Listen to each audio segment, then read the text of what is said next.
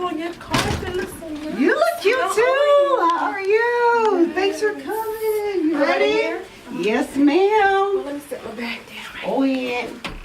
All right now. All right. All right, so thank you everyone for tuning in. This is Tea with C with Prophetess C. I'm so happy to be here today. I have a great, wonderful guest with me today. I have Sorrell Jenkins here sitting on the couch with me, and we are going to discuss some amazing things, some things that you normally don't get to hear about in the church. So we're just going to sip a little bit of tea today, and we are going to talk about how at one point in both of our lives, the tea was us. So thank you for coming, first off. I'm so happy to have you. Oh, thank you. I'm so excited. So at the beginning of the year, I actually started doing the Tea with C back in January of 2018. And the last show that we did was pretty much about sexual sins and soul ties and twisted love. And we had it was a great show. It was live.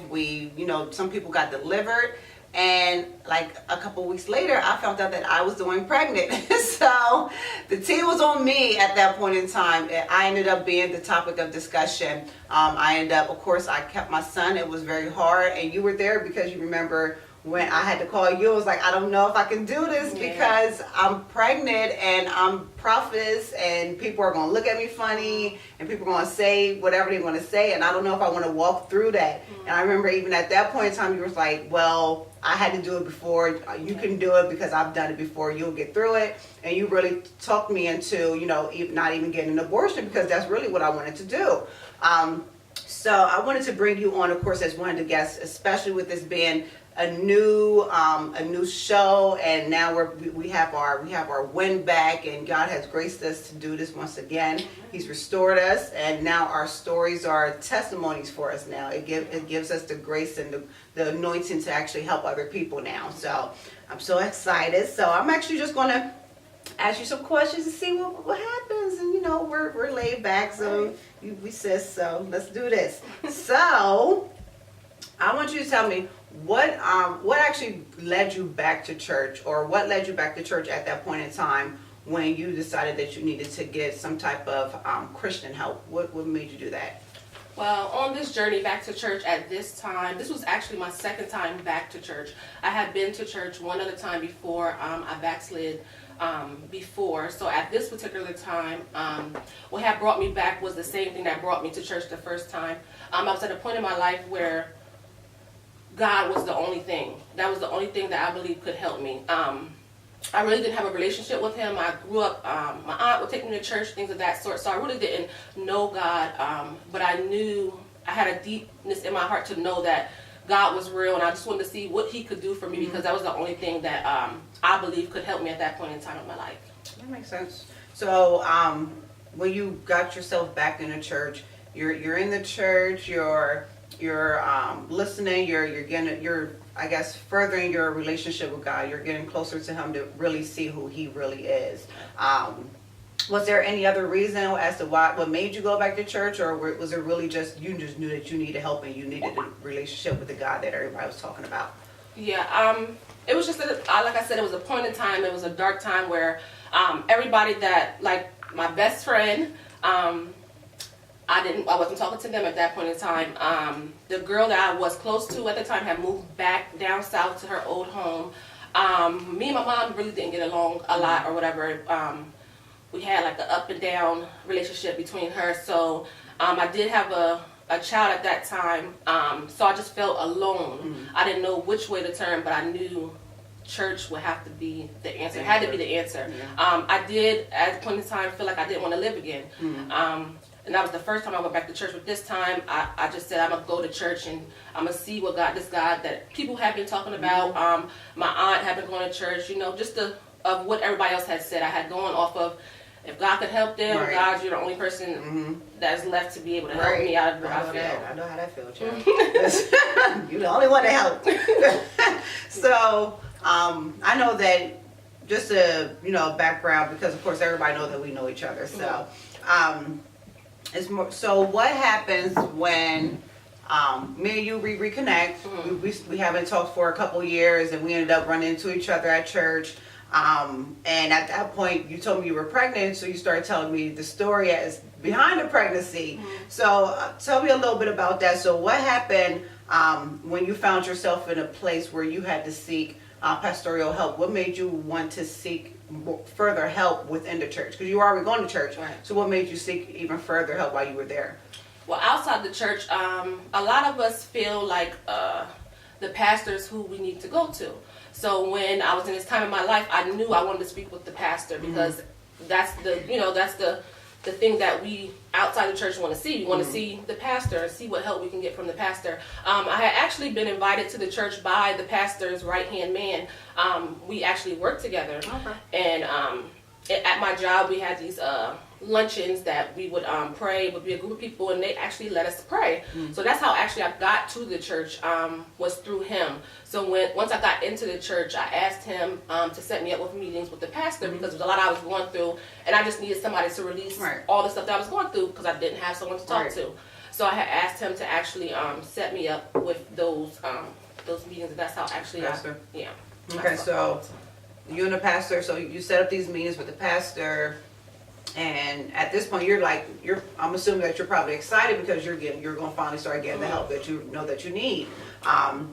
So you start having these meetings with the pastors, and just give us a walkthrough of like what happened when you started getting these one-on-one counseling sessions is what they should have been with the pastor.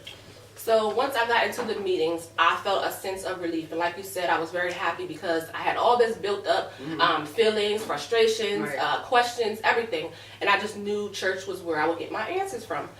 So once we started up those meetings, I would release, he would ask me, certain questions to try to get my background, to try to fill me out on what I was going through.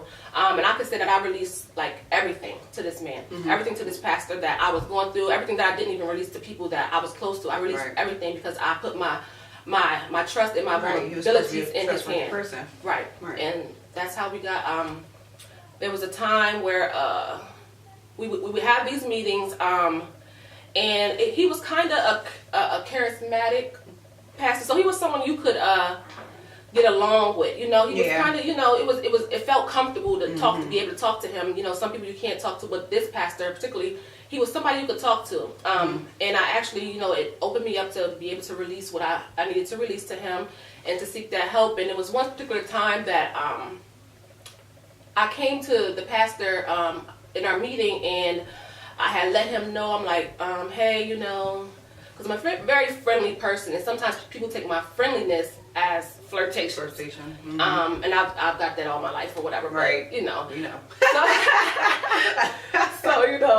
So at the time, I'm like, hey, pastor, I'm having these dreams about this person that in the church that I'm not supposed to be having the dreams about, ha ha ha ha ha. But I really was having it. And he's like, well, who is it, And I didn't want to say it because I actually felt embarrassed that it was him. Right. So I can't, it was hard to even tell him. And he's like, well, who is it? Let me know, or whatever. Like, assure me it will be okay. So I really couldn't get it out of my mouth. I really couldn't get it out of my mouth. I don't know for what reason I couldn't get it out of my mouth. So I actually had to write it down, and I passed this note to him in this meeting about who it was, and it wrote on a note, you. Right. And it seemed like since he knew that is where the turn took in our council. Advantage of it. Yeah.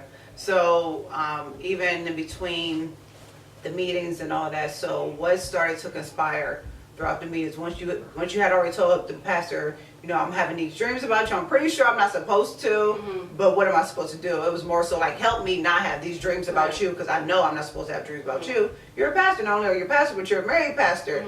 Not only that, other stuff on top of it, right? So what started to conspire after, what shifted within the meetings at that point?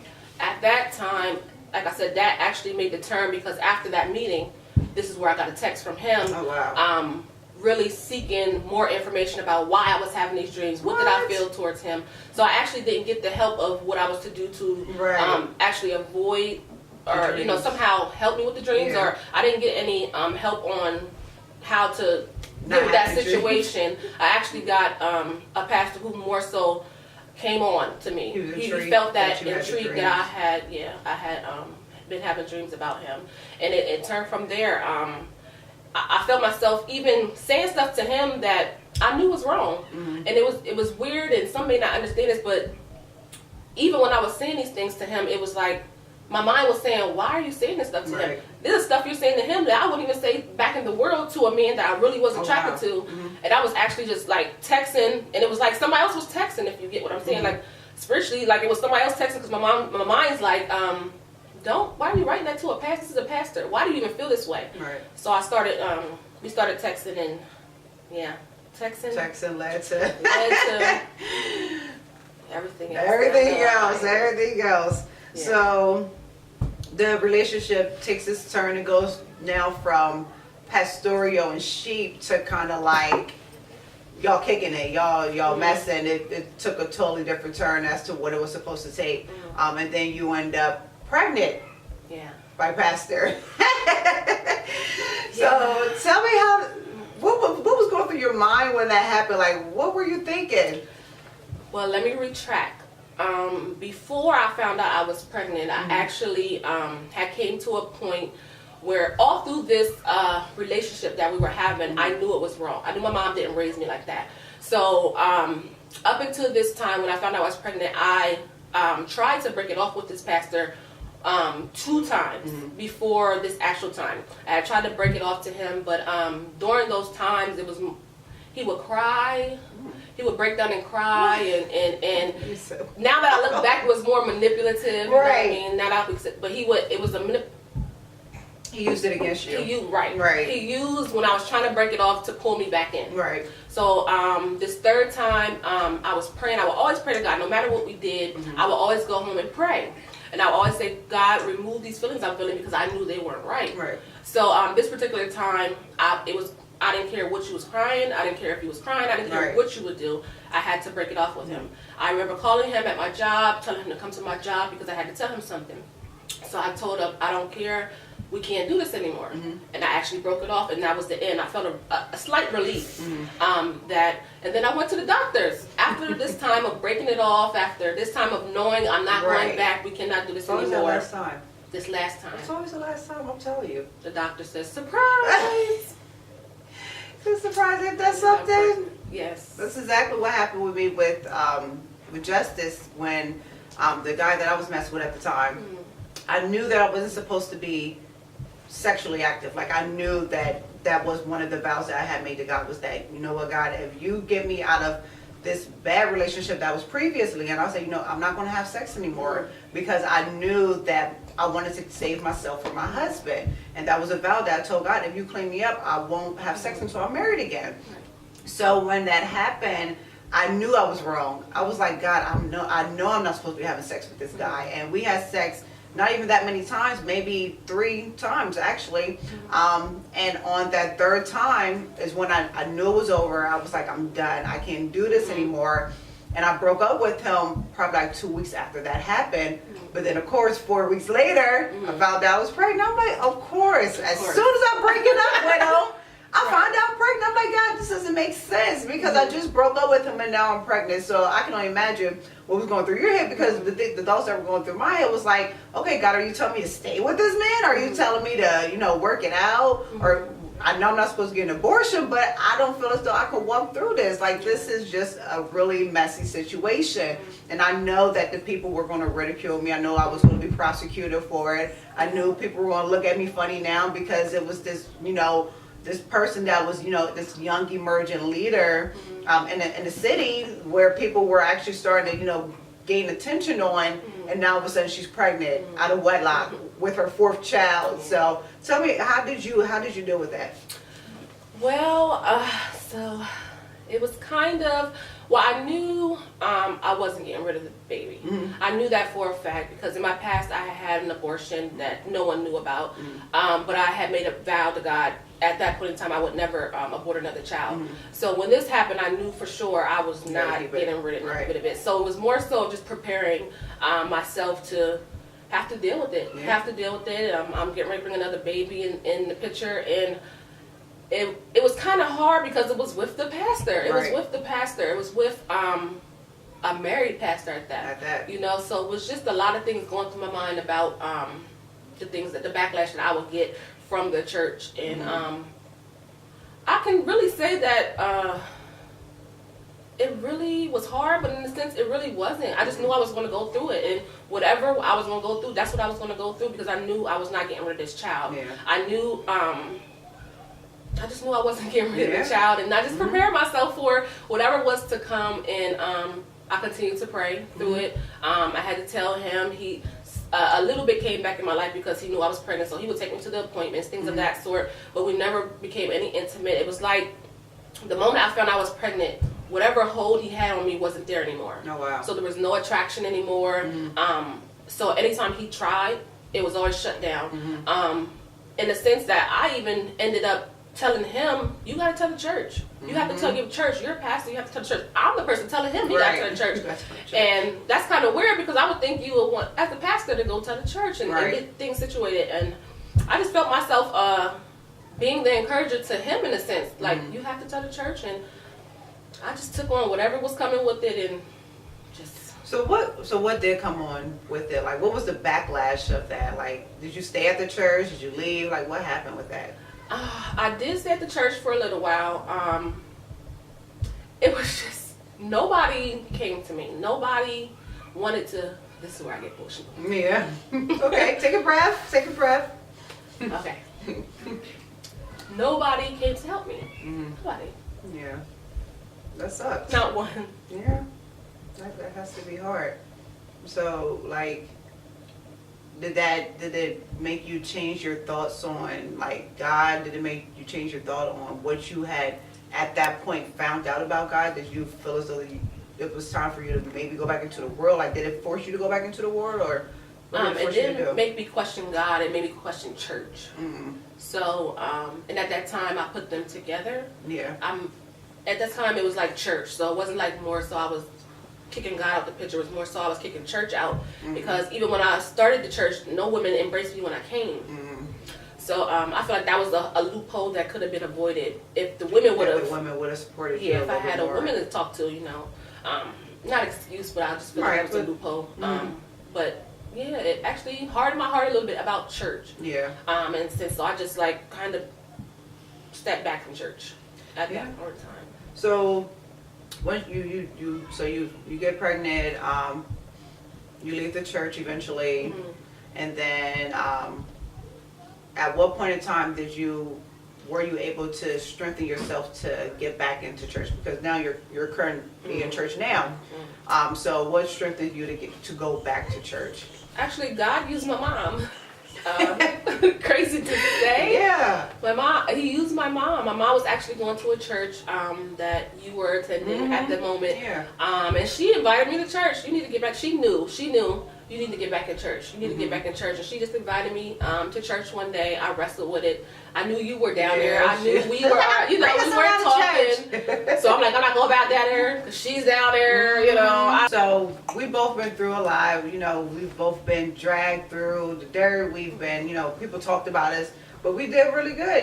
We came out victorious. It was hard, but we came out.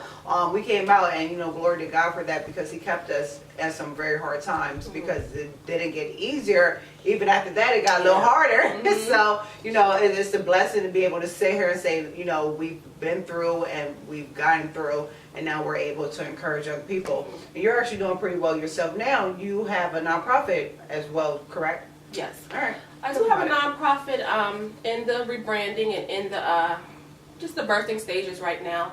I actually a little while ago I unofficially launched Dope Chick. You may have seen a couple mugs, t-shirts, things of that sort. But I'm actually in the process of rebranding that and bringing it to a full circle, and now launching something called Dare to Dream. Nice. Because I was a child who didn't have dreams, and I became an adult with no vision. And what that nonprofit will do is focus on children and adults, because again, I was a child who didn't dream. So I'm going to focus on children and giving them their dreams back and be able to dream. And some people who didn't dream because of what life has thrown their way. And also with adults as well, there's people out there like me who just start in adulthood to figure out what I'm good at and what I want to do, and to actually put those dreams together. And that's what I'm currently working on. So, Yeah, I think we did good. I do. If you don't mind, I do want to encourage Right. one more group of people. Encourage I them. want to encourage the pastors. Yes. The pastors, because I pray for this pastor. I pray for this pastor. I pray for he's the father of my child. Are you going to tell me who he is? He's the father of my child, right? You ain't gonna spill the tea? No. All right. Okay. Just, yeah. We won't spill the tea this time, y'all. I do encourage the pastors to get help, because something had to be still brewing in this pastor for him Of to course. even take advantage of a young, vulnerable young woman or whatever. So I encourage pastors, don't be afraid to get help. If there's something that you need help on, don't let it keep lingering on to the point that you're just masking it. And then when a situation comes like this, where my demons is meeting your demons, and now, You just have we just have the demon fest. You're supposed to be helping, and you're doing more Right. harm to God's children than you are helping them. Right, and this pastor is still pastoring. Sad to say, yes, and even it's sad because when I found out, now I actually put him, that's my daughter's father.